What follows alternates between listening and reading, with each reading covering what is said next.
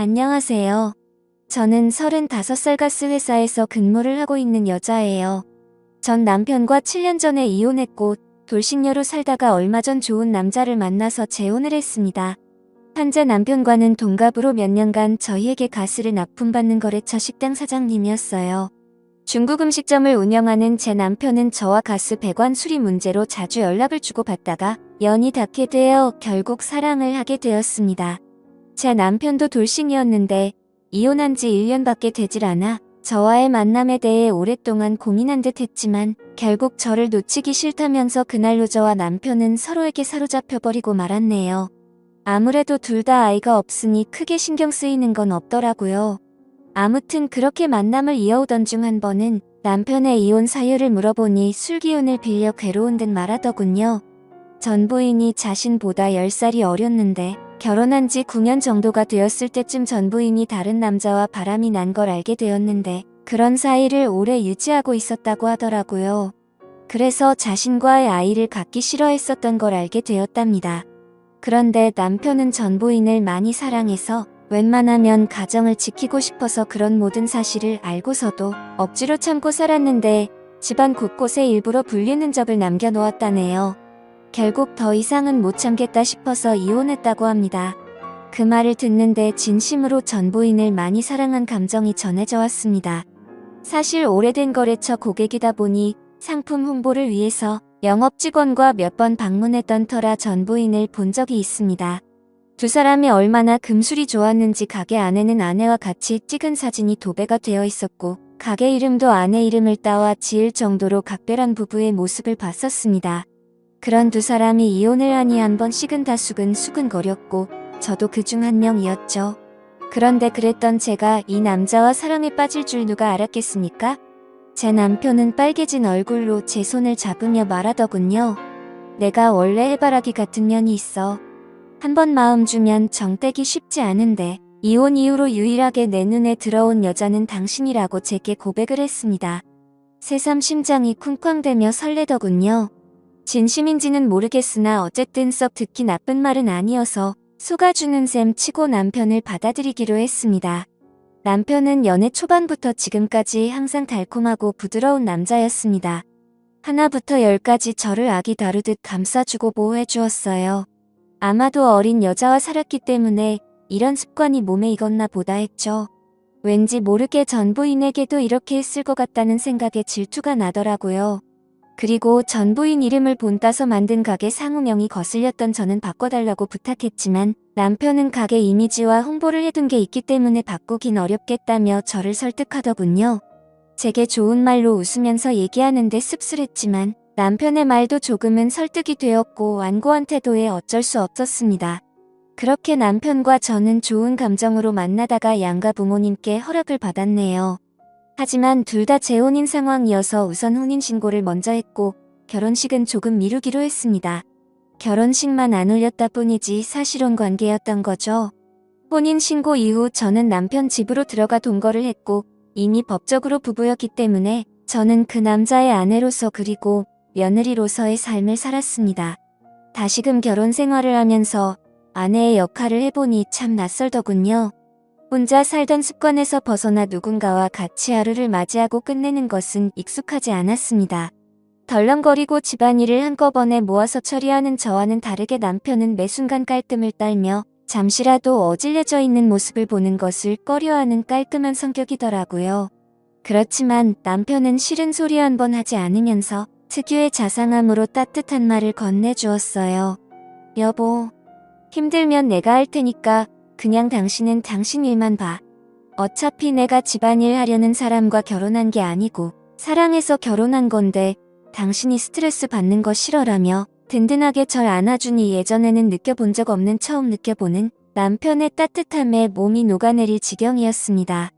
자상함은 개미 코털만큼도 없던 전 남편과는 달리 저를 아껴주며 보듬어주며 곁을 지켜주고 시댁의 공격으로부터도 잘 지켜줬습니다. 어느 날 시댁에 갔는데 시아버지가 어디 며느리 음식 솜씨 한번 보자며 제게 저녁 식사를 차려보라고 했네요. 집안일은 젬병이었던 저는 예상치 못한 미션에 우왕좌왕하다가 인터넷 요리 레시피를 보며 겨우겨우 재료를 파악해서 만들었습니다. 생각보다 시간이 많이 걸린 탓에 시아버지가 배가 고프다며 나오셨고 제가 만든 음식 맛을 보았는데 갑자기 표정이 변하더라고요. 솜씨가 마음에 안 들었는지 젓가락을 탁 내려놓으시면서 말했습니다. 아가야. 아니 참 내 마흔을 앞두고 있는 너한테 아가야라고 말하기도 참 별스럽구나. 나이를 먹었으면 음식 정도는 할 줄 알아야지.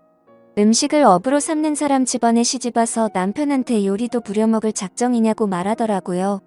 옛날 아가는 어린 나이였으니 가르치면 된다라고 생각했는데 라고 중얼거렸습니다. 그러자 옆에서 시어머니가 시아버지에게 눈치를 주었지만 시아버지는 아랑곳 않고 제 면전에 대고 계속 나이 얘기로 제 상처를 후벼파면서 상처가 되는 말들을 쏟아내시더라고요. 그걸 보다 못해 남편이 한마디 하더군요. 그만하세요, 아버지. 제 아내 앞에서 하실 말씀은 아니잖아요. 어딜 그딴 여자랑 제 아내를 비교하세요. 아버지께서 2번 다시 이런 말씀하시면 앞으로 다시는 찾아오지 않을 겁니다. 라며 통쾌한 사이다를 날려주었는데 얼마나 고맙던지요. 저런 아버지 밑에서 어떻게 우리 남편 같은 아들이 태어났는지 그야말로 놀랄 노자였습니다. 남편이 이렇게 나오니 저도 더 잘해야지 하는 마음이 커지더라고요. 전 남편과의 이혼 사유가 시댁과의 갈등이었던지라 재발 방지 차원으로 저는 긴장을 늦추지 않고 건성으로나마 그냥 아버님 성격을 내내 맞춰드렸습니다. 어색한 분위기 속에서 저녁 식사를 마친 후 어머니는 틀어져 버린 부자 사이가 마음에 쓰이셨는지 술상을 봐오셨습니다. 시아버지와 남편은 잔을 주고받으며 얘기를 나눴고 저는 시어머니와 부엌에서 과일을 먹으며 얘기를 하던 도중 깜짝 놀랐습니다. 사실은 얼마 전 맏며느리였던 아이가 우리를 찾아오지 않았겠니? 라고 말하더라고요. 다시 우리 아들이랑 합치고 싶다면서 도와달라고 무릎까지 꿇고 간절하게 말했답니다. 시아버지가 맏며느리를 싹싹하고 애교가 많아서 많이 예뻐했었다고 말하시더군요. 그러면서 시어머니는 바람난 며느리 난 그렇게 용서가 안 되는데 니네 시아버지는 전혀 아랑치 않고 사람은 누구나 실수할 수 있는 법이라며 달래기 바쁘더라고 라고 시어머니께서 귀띔을 해주시는데 어쩐지 식사 내내 저와 그 여자를 비교를 했던 거구나 싶었네요. 황당하고 불쾌해서 귀가 더러워지는 기분이었습니다. 바람은 실수고 음식 솜씨는 실수라고 봐주시기 어려웠던 건지 벼랑간 바람난 며느리 뭐 예쁘다고 비교질 해대나 싶었는데 이미 전 며느리의 수작질이 깔려 있었던 겁니다. 밤이 깊어가자 시부모님은 자고 가라고 제안하셨습니다만 저는 시아버지가 거북했죠. 그래서 저는 남편과 함께 집에 가겠다며 단칼에 거절했습니다. 저는 취한 남편을 대신해서 운전대를 잡았고 시부모님께 인사를 드린 후 차를 출발시키고 한참 주행하고 있는데 갑자기 남편이 속이 울렁거린다며 차를 잠시 세워보라고 하더군요. 남편은 내리자마자 속을 비워냈고 목이 마르다며 등을 두드리고 있던 제게 건너편 편의점에서 물 좀 사다 달라고 부탁했습니다. 저는 알겠다고 잠깐만 기다려보라고 말하고 편의점으로 가기 위해 파란불에 건널목을 건너던 찰나 브레이크를 밟는 소리와 동시에 그 자리에서 쓰러지고 말았습니다. 하필 신호를 지키지 않았던 차에 교통사고를 당하고 말았던 거죠. 남편은 술이 확 깼는지 놀라서 달려왔고 쓰러진 저는 병원에 실려가 온갖 검사를 마친 후에 입원을 하게 되었습니다. 의사 선생님께서는 다행히 심각한 건 아니지만 인대 쪽에 문제가 생겨 당분간 다리를 쓰긴 어렵다고 말하더군요. 답답해도 나중에 고생하지 않으려면 몇 달간만 잘 참으라고 했습니다. 그렇게 친정시댁 식구들은 제가 교통사고를 당했다는 소리에 한달음에 달려오셨고 남편은 다 본인 탓이라며 그때 아내한테 물 심부름만 시키지 않았으면 교통사고 나지 않았을 거라고 울면서 자책했습니다. 저는 오히려 그런 남편을 위로하며 나 괜찮다고 너무 걱정하지 말라고 얘기해 주었네요. 시아버지는 그 와중에서도 혀를 끌끌 차시며 시댁에서 자고 가라는 말을 안 들어서 벌받은 거라고 하시는데 대꾸할 힘도 없었던 저는 몸 아픈 것도 서러운 판국에 그마저도 꼭 참아내야만 했습니다. 남편은 그 후로 병원에서 먹고 자고 하며 전보다 몇 배로 제게 신경을 써주며 잘해줬습니다. 다리가 불편해서 밥도 제대로 못 챙겨 먹을까봐 손수 떠먹여주고 난 후에야 가게를 나갔고 하나부터 열까지 다 챙겨주더라고요. 남편이 허구한 날 시켜주고 재워주고 먹여주니 정말로 아기가 된 느낌이었습니다. 저는 보험 때문에 5인실에 입원했는데 주위 사람들이 하나같이 신랑 너무 잘 만났다며 부러움을 샀어요. 일도 안 가고 남편과 깨소금을 풍기며 같이 있으니 오히려 더 행복한 나날이었습니다. 그러던 찰나 어느 날 남편이 퇴근을 하고 찾아와서 무거운 얼굴로 저를 바라보았습니다. 여보, 나 사실은 요새 가게 매출이 많이 떨어져서 지방에 계신 스승님을 좀 찾아뵈어야 할 것 같아. 가서 신메뉴 개발 조언도 좀 얻고 여러 가지 방안도 연구할 겸 한 일주일 동안은 다녀와야 할 것 같은데 어떡하지? 그 말에 조금은 서운했지만 내색하지 않고 괜찮다고 잘 다녀오라고 했습니다. 어느 정도 다리도 많이 나았고 못 밟으면 거동도 할 만하다고 애써 웃어 보였어요. 남편은 제가 맘에 쓰였는지 떠나간 일주일 동안 저를 돌봐줄 친정엄마에게 용돈을 챙겨드렸고 의사와 간호사 선생님께도 잘 좀 봐달라는 얘기를 남겨 일주일 동안 출장을 가게 되었습니다.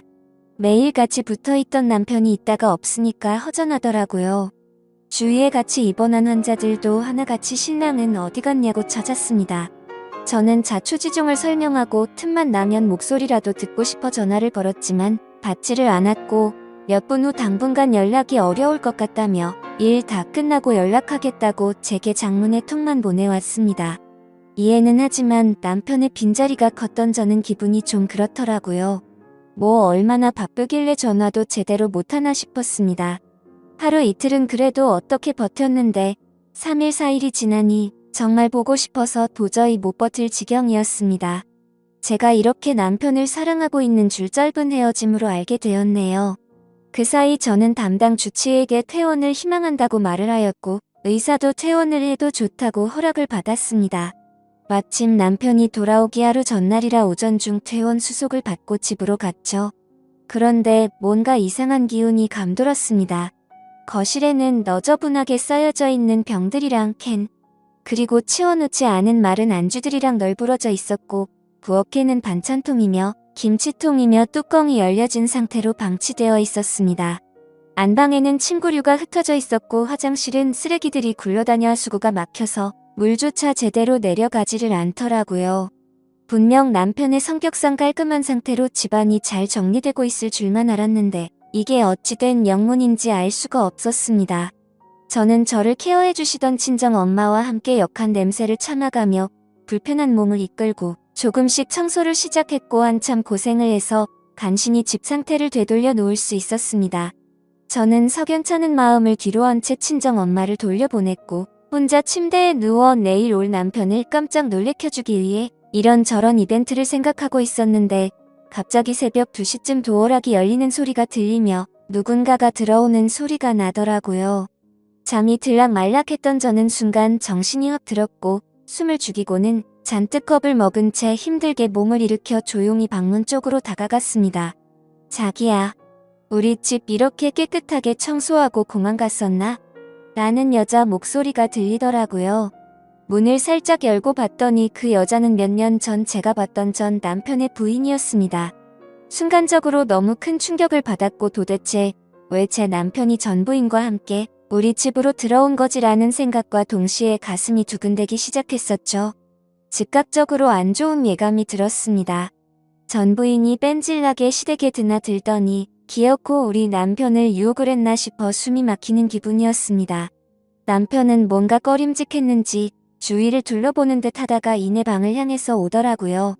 저는 순간적으로 저도 모르게 장롱 속으로 일단 급하게 몸을 숨겼습니다. 이내 안방 불이 켜졌고 그토록 그리웠던 남편이 제 눈앞에 들어오더라고요. 그런데 표정이 너무 어두워져 있었고 제가 알던 남편이 맞는지 의심스러웠습니다. 이내 방을 둘러보더니 촉이 왔는지 어딘가로 전화를 걸더군요. 여보세요. 김미나 환자 보호자 되는 사람인데 혹시 김미나 씨 퇴원했나요? 라고 묻는데 심장이 쿵쾅쿵쾅 떨렸습니다. 남편의 어두운 표정을 보고 있으니 뭔가 제가 죄를 짓고 숨어 있는 건가 싶고 두렵더라고요. 남편은 전화를 끊으며 앞에 있는 전 부인한테 말했습니다. 큰일 났어. 아무래도 우리 집사람 퇴원한 것 같아.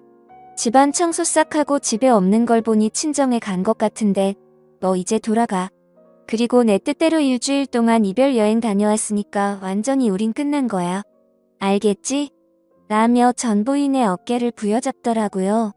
순간 판단력이 흐려지며 머리가 새하얗게 멍해졌습니다. 이별 여행. 이게 무슨 말인가요? 이별 여행이라니요. 다들 생각하듯이 남편은 일주일 동안 지방에 있는 스승님께 간다는 말은 거짓말이었습니다. 사실은 전 부인하고 일주일 동안 이별 여행을 갔다가 왔던 거였죠. 그것도 교통사고 나서 병원에 입원하고 있던 저를 내팽겨두고 말입니다. 그 말을 듣는데 배신감에 눈물이 나고 손이 부들부들 떨리더군요. 믿었던 남편의 배신에 치가 떨렸습니다. 남편의 전 부인. 아니죠. 남편의 상간녀는 남편에게 안기며 말하더군요. 오늘 하루만 더 자기랑 같이 있었으면 했는데 도움을 안 주네. 어쨌든 고마워 자기야. 내 부탁 들어줘서. 자기한테 미련이 남아서 예전 시댁에도 찾아가고 그랬는데 이걸로 만족할게. 그래도 마지막으로 보냈던 밤들을 영원히 잊지 못할 거야 라며 혼자서 무슨 비련의 여주인공이 된 것 마냥 남편의 곁을 울면서 스쳐 지나가더군요. 남편은 전 부인을 밖으로 내보내고 한숨을 내쉰 후에야 제게 전화를 걸었습니다. 그래서 저는 장롱에서 천천히 나갔죠. 그러자 남편은 엄청나게 당황해하면서 말하더라고요. 여보, 언제부터 거기 있었어? 당신이 왜 거기 있는 거야? 라고 심하게 말을 더듬는데 저는 제 휴대폰을 남편에게 확 집어던지고는 울고 불며 난리를 쳤습니다. 야, 이 분리수거도 안 되는 쓰레기야. 어떻게 네가 교통사고까지 당한 날 내팽겨치고 전 부인이랑 여행을 다녀올 수 있어? 네가 짐승이지 사람이야. 어떻게 네가 나한테 그럴 수가 있어 라며 숨을 헐떡거리며 울었습니다. 그러자 남편은 가슴 아픈 얼굴로 허울 좋게 저를 위로하며 달래더니 꼭 안아주면서 말하더군요. 미안해. 다 내 잘못이야. 사실 헤어진 전 부인이 당신이랑 만난 지 얼마 안 돼서 계속 나랑 재결합하자고 했었어. 내가 안 통하니까 우리 부모님한테도 찾아갔더라고. 그런데 내가 당신하고 결혼 약속까지 다 했는데 이제 와서 어떻게 배신을 해. 전 부인한테 한참 동안 여러 번 알아듣게 설명했는데 끝끝내 이별 여행 다녀오면 날 놓아주겠다고 하더라고. 그래서 어쩔 수 없이 다녀온 거야. 내가 당신을 사랑하니까 정말로 그 여자랑 다 끝내려고 이별 여행 간 거라고 말했습니다. 이별 여행을 다녀온 것도 다 저희 부부 사이를 위해서라고 합리화시키는데 대꾸할 가치도 없는 멍멍이 소리에 허탈함과 실망감까지 도저히 어떻게 할 수가 없겠더라고요. 어이가 없던 저는 물었습니다. 그럼 집안 꼬라지는 왜 이렇게 어질러 놓은 건데? 설마 나 입원하고 있는 사이 그 여자랑 우리 신혼집에 들어와서 산 거야? 남편은 우물쭈물하다가 한참 고민을 하다가 말하더군요. 원래 전 부인이랑 6년간 살았던 곳인데 여기 집 구할 때 전 부인 친정에서 돈을 보태줬어. 전 부인 귀책 사유로 이혼하게 되면서 나한테 다 넘겼었는데 바람난 남자와 헤어지고 갈 곳이 없다며 찾아왔더라고. 그래서 당신이 입원하고 있는 사이 이 집에서 잠시 있게 해준 거야. 그냥 나도 모르게 좀 불쌍하더라고. 그래서 저는 지금 그걸 말이라고 하냐고 따져 물었습니다. 옛날에 그 여자 집에서 돈 좀 보태줬다는 걸 빌미로 나랑 신혼생활을 하고 있는 이 집에 그 여자를 들여놓다니 말이 된다고 생각해. 그리고 그것만으로도 용서가 안 되는데 이별 여행까지 갔다니 말이 되냐고.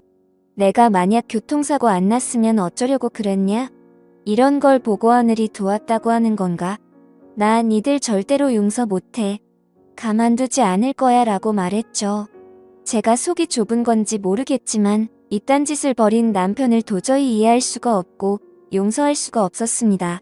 이별 여행 어디서 그럴듯한 말로 불륜지를 포장하는지 그따위 건 개나 주라 그래요. 그들에게 로맨틱했던 일주일의 시간을 아무것도 모르고 남편을 그리워하며 보냈던 걸 생각하니 더욱 울분이 치솟았습니다. 저는 악에 받쳐 소리를 지른 후 남편의 만류를 뿌리치고 자리를 박차고 나와 목발을 짚고 새벽 밤거리를 울면서 걸었네요. 여태 흘린 눈물 모은 것보다 더 펑펑 쏟았던 것 같습니다. 그토록 사랑했던 내 남자의 극단적인 행동에 충격을 받은 저는 친정집에 머물면서 결국 남편과 하는 시간을 갖자고 했네요. 남편은 틈만 나면 찾아와서 제게 당신이 생각하는 그런 일은 전혀 없었다고 싹싹 비는데 마음이 돌아선 저한테는 남편의 모든 행동이 믿음이 가지 않았습니다. 그러자 남편이 말하더군요. 그 여자랑 끝났다는데 왜 내 말을 믿지를 못해? 당신이 나 없이 살 수 있을 것 같아. 당신이 지금 날 못 믿고 이렇게 헤어지면 지금 나한테 이렇게 대한 걸 후회할 거고 그 여자처럼 날 다시 찾게 될 거야. 왜 여자들은 뻔한 행동을 계속하는지 모르겠네. 당신 나중에 그때 가서는 소용없어. 내 말 명심해. 그 뻔뻔한 말에 있는 정도 다 떨어지더라고요. 저는 결국 이혼을 감행했고 무턱대고 혼인신고를 빨리 한 탓에 빨간 줄만 하나 더 생겨버렸습니다. 남편이 그 이후로 어떻게 살고 있는지는 모르겠네요. 남편이 운영하던 중국집은 주인이 바뀌어 다른 사람이 운영하고 있었습니다. 여전히 예전 부인 이름을 딴 상호만 보면 그날의 충격이 떠올라 심장이 뛰고 기분이 나빠지네요. 어쨌든 저는 짧은 결혼 생활을 끝내고 싱글로서 삶을 살아가는데 역시 싱글의 삶이 제게는 제격이었습니다. 제 인생의 결혼은 2번 다시 없으리라 장담할 수 있어요. 대신 자유로운 연애는 실컷 하고 살게요. 이제는 결혼보다는 연애가 좋은 것 같습니다. 제 사연을 읽어주셔서 감사합니다.